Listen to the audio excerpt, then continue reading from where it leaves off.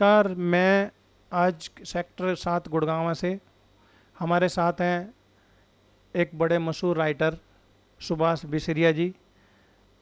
इनके बारे में जो आज कोरोना की हालत है, देश की हालत है, लॉकडाउन है, इनके बारे में इनके विचार जानना चाहेंगे। वैसे एक गवर्नमेंट जॉब में भी है ये, और ये राइटर का काम भी हमारे जो सिंगर हैं उनके लिए गाने, कविता और ये लिखने का काम करते हैं। सुभाष बिसरिया जी से जानेंगे। सुभाष बिसरिया। पहले तो मैं आपकी टीम का धन्यवाद करूंगा, नमस्कार करूंगा, नमन करूंगा।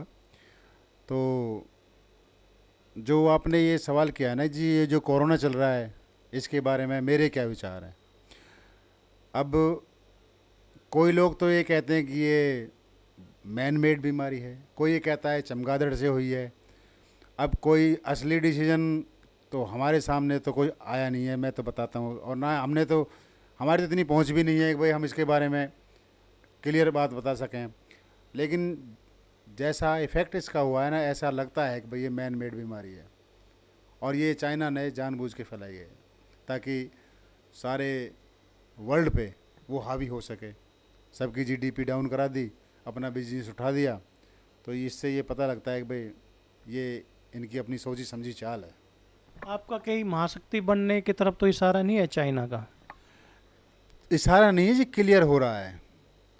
क्योंकि इसमें अब मैं कई लेख भी आए हैं, व्हाट्सएप पे भी आते हैं, लेकिन कई लोग ये कहते हैं कि फेक न्यूज़ भी आते हैं व्हाट्सएप पे। मगर जैसे उन्होंने बीमारी को छुपाया और जैसे उनकी पॉलिसी है कि उनका यूट्यूब चैनल वो अपना ही है, मीडिया उनका अपना है, अपनी बातों को बाहर जाने नहीं देते, तो इन चीज़ों से पता लगता है उन्होंने बीमारी को छुपाया। तो इस बात से पता लगता है कि भाई ये उनकी एक चाल है, पॉलिसी है।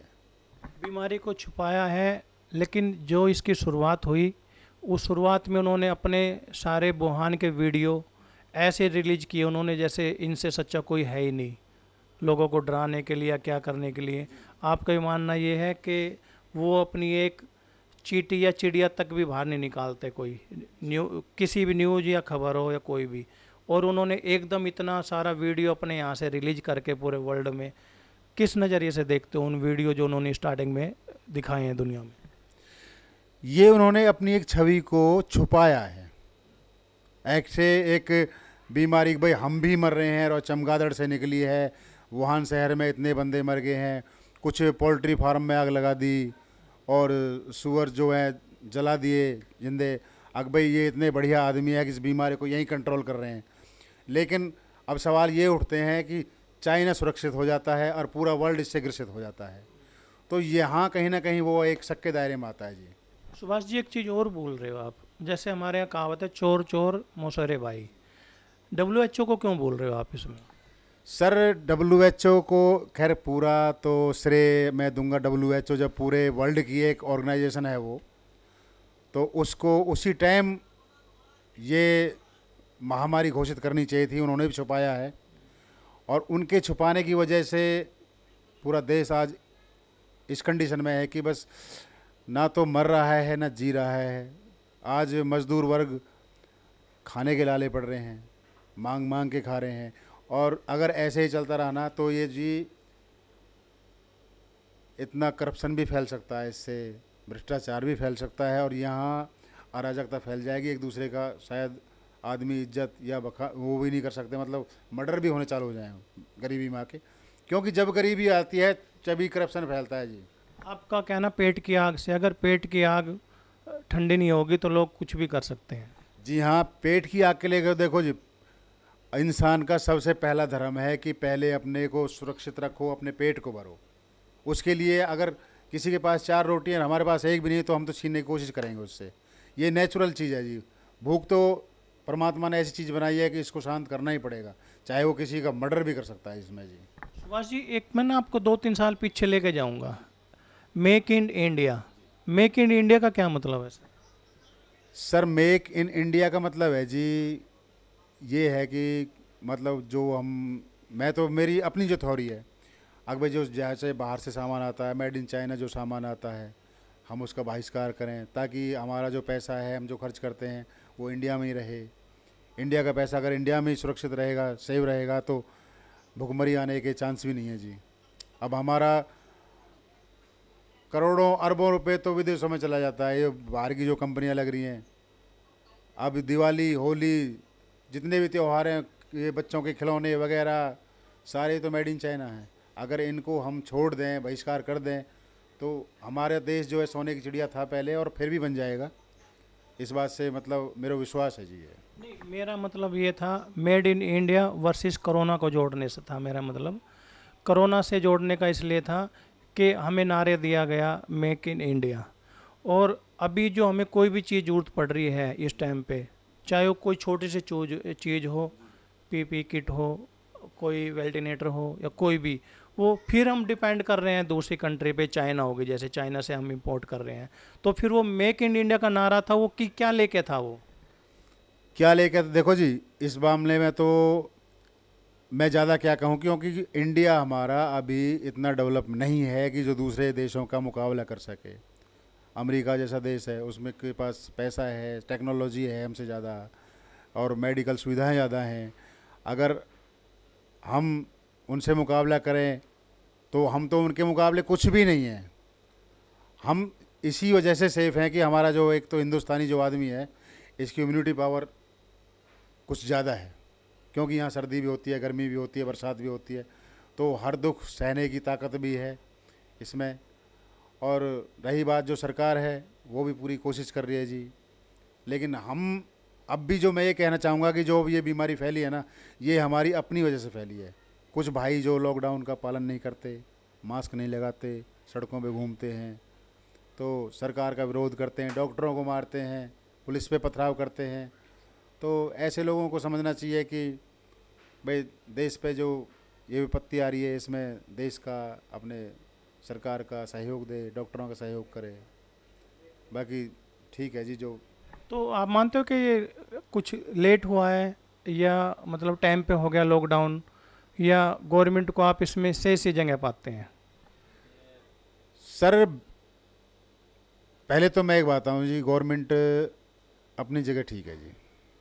मैं कह रहा हूँ कि हम गलत हैं जी, जो उनके आदेशों को नहीं मान रहे हैं। आज एक आखिरी सवाल ये है, अभी आपने बोला इसका वैक्सीन नहीं बना, मानते हो, हम भी मानते हो, सब लोग मानते हैं वैक्सीन नहीं बना, तो जो अभी हम देख रहे हैं कि इतने मरीज ठीक हो गए हैं, तो ठीक किससे हो रहे हैं? सर, ठीक किससे हो रहे हैं? देखो, अब फिर वही बात आ गई, क्योंकि मैं तो लॉकडाउन अपने घर हूँ जी। मैं तो कभी हॉस्पिटल गया नहीं, क्या क्या ट्रीटमेंट उनको दे रहे हैं। सर वैक्सीन बनानी है, दवाई है नहीं, तो ठीक किससे हो रहे हैं सर अभी? ठीक तो देखो, एक तो अपनी विल पावर मजबूत होनी चाहिए जी, सबसे पहले तो। अगर हम बीमारी से हार गए तो बीमारी हमारे ऊपर हावी हो जाएगी। सबसे पहले तो हमें ठोस होना पड़ेगा, और जिनकी विल पावर तगड़ी है, इम्यूनिटी सिस्टम तगड़ा है, वो जीत भी जाते हैं जी बीमारी से। क्योंकि कई लोग कैंसर से भी ठीक होते हैं, और कई लोग बुखार से मर जाते हैं। तो कहीं ना कहीं ये हमारी विल पावर पे भी डिपेंड करता है जी। कई लोग अब गर्म पानी पीते हैं, वैसे हर चीज़ गर्म खानी चाहिए जैसे बता रही है गवर्नमेंट। तो कई लोग कहते हैं कि मलेरिया की जो क्लोरोक्विन जो है गोली, उनसे ठीक हो रहे हैं। तो ये तो जी, अगर कैसे ठीक हो रहे हैं ये तो डॉक्टर ज़्यादा बेहतर बता पाएंगे मेरे से। मैं तो क्या बताऊं जी आपको। नहीं, डॉक्टर तो, मेडिसिन तो, जो एलोपैथिक है वो तो फेल है। आयुर्वेदिक के बारे में कुछ इसके? सर, आयुर्वेदिक की भी अभी कोई ऐसी परमानेंट दवाई तो इसकी आई नहीं है, और आई हो तो मैंने नहीं सुनी है जी। बात ये भी है। नहीं, आई भी हो तो वो WHO उस पर अड़ंगा अड़ाता है, कि जो WHO कहेगा वही वो उस पर ट्रीटमेंट देंगे। और आयुर्वेदिक हमारा जो हिंदुस्तान का या भारत का रहा, वो हज़ारों साल पुराना रहा है, और वो हर चीज़ में सक्षम है, इलाज करने में, हर चीज़ का घर बैठे रसोई से इलाज।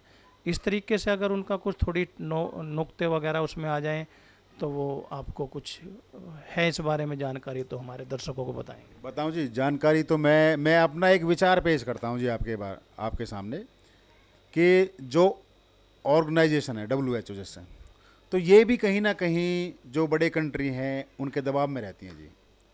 अब जिस हिसाब से भारत जैसे हर चीज़ को डेवलप करता है या पुरानी पद्धति से बीमारियों को ठीक करता है, तो उन्हें कहीं ना कहीं ये भी खतरा होता है, कहीं यार ये भारत जो है विश्व गुरु ना बन जाए, हमसे भी ज़्यादा इसकी पावर ना हो जाए, हमसे ज़्यादा पूछ ना हो जाए। तो इसलिए भी वो मिसगाइड कर देता है या अपना रुतबा दिखा देता है। क्योंकि अब इतनी पावर इंडिया की नहीं है कि उनका मुकाबला कर सके, ये चीज़ है जी। नहीं, जो हमारे मतलब प्रधानमंत्री जी हैं इस चीज़ को जानते हैं, जैसे आप आम आदमी हम बैठे हैं, तो ये चीज़ आयुर्वेदिक की जानकारी उनको भी होगी, तो क्यों ना उनको थोड़ा सा फ्री करके इसमें उनको ट्राई करें आयुर्वेदिक को भी, कि भाई हो सकता है कोरोना की इलाज वो उन देशों से सक्सेस उनमें बता दें, क्योंकि ऐसे नीम हकीम और हमारे आज भी हैं आयुर्वेदिक से जो चलने वाले, पर वो चैलेंज भी कर रहे हैं इस चीज़ से कि या तो हमें कोरोना के मरीजों के बीच में छोड़ दो, या फिर 2-3 मरीज हमें दे दो, हम उनको आयुर्वेदिक पद्धति से ठीक करके दिखाएंगे आपको। जी हाँ, ये भी खबर सुनने में आई है कि वो कई लोग चैलेंज करते हैं कि भाई हमें कोरोना के मरीजों के बीच में छोड़ दो, लेकिन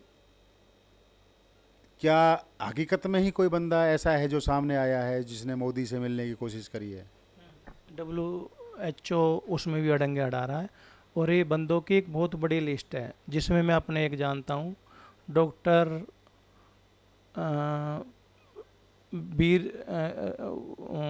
वीर राहो चौधरी जी, रॉय चौधरी, वो आयुर्वेदिक के बहुत बड़े ज्ञाता, उनका मैंने एक इंटरव्यू पढ़ा था। वही चैलेंज कर रहे हैं कि या तो मुझे उनके बीच में छोड़ दो, और उन्होंने जो हमारे हेल्थ मिनिस्टर उससे मिलने की कोशिश करी उनको भी, लेकिन उन्होंने फिर ये बोला कि WHO हमें ये परमिशन नहीं देगा। तो जो चोर है, जिनके कंडीशन हम सारी पहले मान रहे हैं, फिर हम उन पर भरोसा करके चल रहे हैं, फिर सर्वशक्ति हिंदुस्तान को कैसे बनाने के लिए मानते हो, कैसे बन जाएगा जब इन छोटी छोटी चीज़ों को भी हम वो दूसरे पे फेथ करके चल रहे हैं। अब फिर वही बात आ जाए जी, देखो जहाँ थोड़ी सी एक कहावत है देसी, अगबे गरीब के तो बच्चे की भी कोई वैल्यू नहीं होती है, और अमीर का कोई कुत्ता अगर करेगा तो उसको भी दुलार मिलता है, प्यार मिलता है। अब फिर वो पावर वाली बात आ जाती है जी। अब ये WHO वाला जो अड़ंगा फैलाते हैं, क्योंकि वो भी बड़े कंट्रीज़ की दबाव में होते हैं जी, और उनको सबको ये खतरा है कहीं भाई भारत विश्वगुरु ना बन जाए, क्योंकि भारत का देखो ये तो पहले से सिक्का जमा हुआ है कि आयुर्वेदिक जो पद्धति है इसकी बहुत ज़बरदस्त है जी।